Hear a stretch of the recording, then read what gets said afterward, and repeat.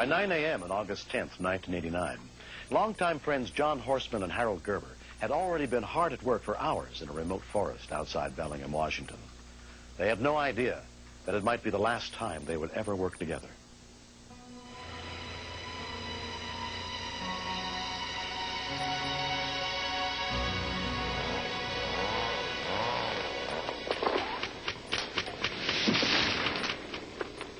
I like watching trees fall down.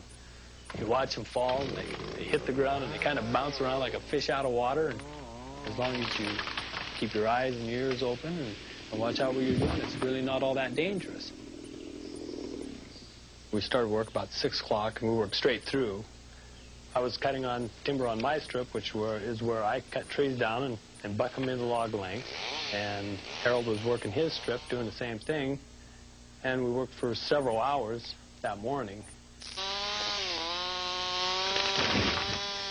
He fell a tree, and then he jumped up on it, and he bucked it into log lengths.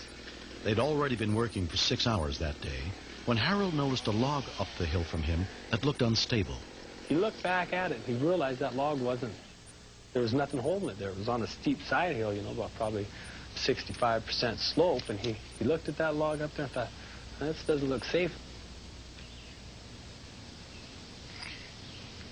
Harold tested the stability of the 3,000-pound log. But when he found he could not move it, he returned to work on the slope below.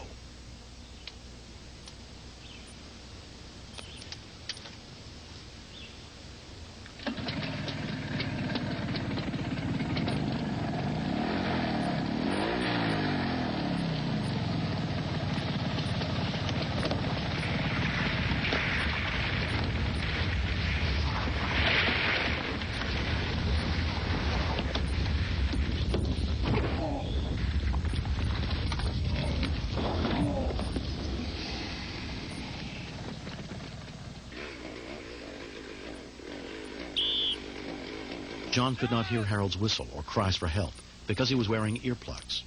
I was gassing myself, and as I gassed it up, I looked back down the hill, and I didn't see Harold or where he should be or anything else other than his saw and his hard hat. So I pulled my earplugs out at that time to listen down, and as I pulled my earplug out, I could hear him say, "John, get me out of here." Okay, Harold, just hang on. I'll be right there. I was real scared for him, and so I dropped everything at that point. I was afraid when I first seen him, and Harold says, "My hips broke," and he says, "I'm crushed inside, John. I can feel it." John had enough training in emergency first aid to realize the seriousness of his friend's injuries. His pelvis was either crushed or broken, and there was blood seeping from the head of the meatrium at that point. His injuries really were, and with the logs being unstable and rolling around, if they roll, that top log would just crush him to death right there. So at that point, I run to my pickup and called for help.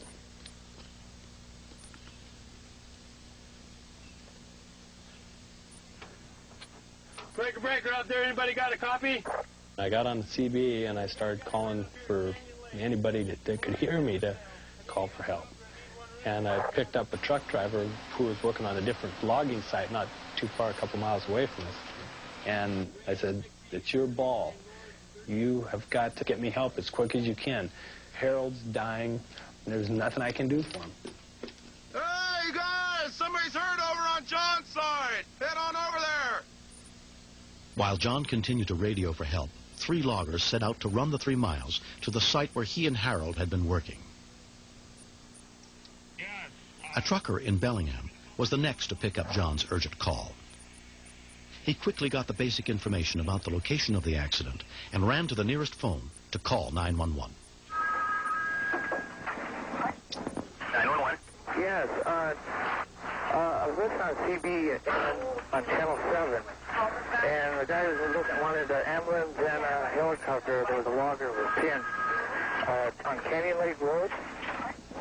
The first information was immediately relayed, and 3 ground medical units were dispatched to the scene. Prospect to Welcome and Medic 1 have an aid call, Canyon Lake Road. Only information we have is some loggers need an ambulance and a helicopter.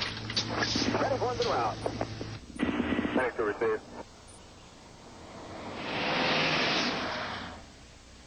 Prospect to Welcome and Medic 1. We're now getting it as Township 39, 6 East, 33, and 34. They're advising you'll need the four-wheel drive rig to get them. Prospect to Kendall. Kendall. Can you pass the word along that med flight will be in the air in just a few minutes? Yeah, will do. Sir, thanks for helping. Yep. Okay, bye. Bye-bye. There's no doubt he was in shock, and when he was laying there, he says, you think I could possibly die? And I told him, Harold, I don't know, you're going to die, believe me, but you better not die right now. It took about an hour to get to the scene by the rough and winding logging roads. The first unit to arrive was the Welcome Volunteer Fire Department, led by EMT John Heiser. We're running out of time, and it's what they call, the surgeons call the golden hour. You know, the first hour after some major trauma like this, if they want that individual in the hospital, his best chances of surviving are within that first hour. And we just about used that up getting there. Worried that the log might roll back onto Harold again and kill him, the loggers decided to risk moving him.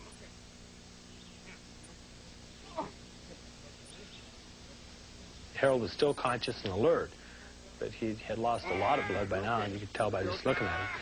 And it was real hard for me, you know, to just kind of stand there and say, this guy is dying and I can see it happening. And not being able to help him was real frustrating to me. But at that time, John Heiser was coming around the corner with his stuff and the spine board. And then all we had to do then at that point is lift Harold and set him on the spine board, and help started coming real quick after that. Paramedic Tony McQuinn was next. We found Harold talking, but he was in severe pain. He was very pale. He didn't have a palpable pulse on his wrist, and any movement at all, he would wince or yell in pain. He'd lost a lot of blood because of his injuries, so he placed what's called mass pants on him and inflated those to stabilize his pelvis. He needed a surgeon immediately. By road, it could take an hour and a half to get Harold to the hospital. By helicopter, it would take only 8 minutes, and every minute counted.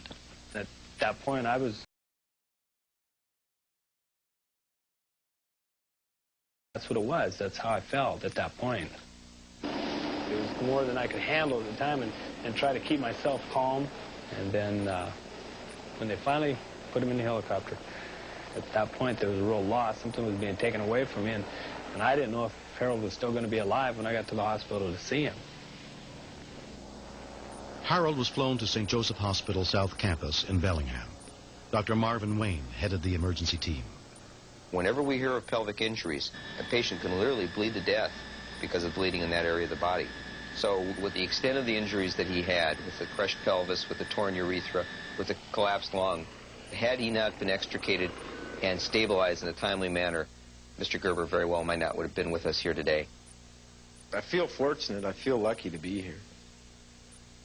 But apparently, the way I look at it is apparently it wasn't my time.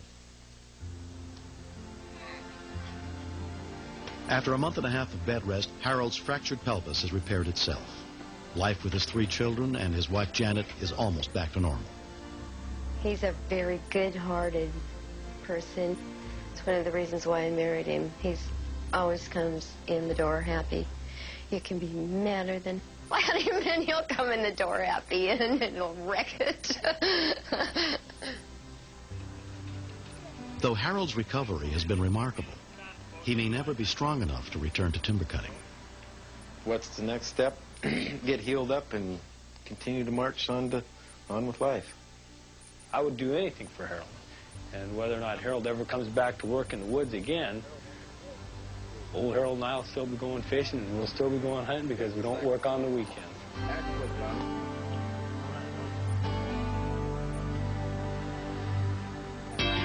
Next, being thrown out of a boat at 110 miles an hour and hitting water is like hitting...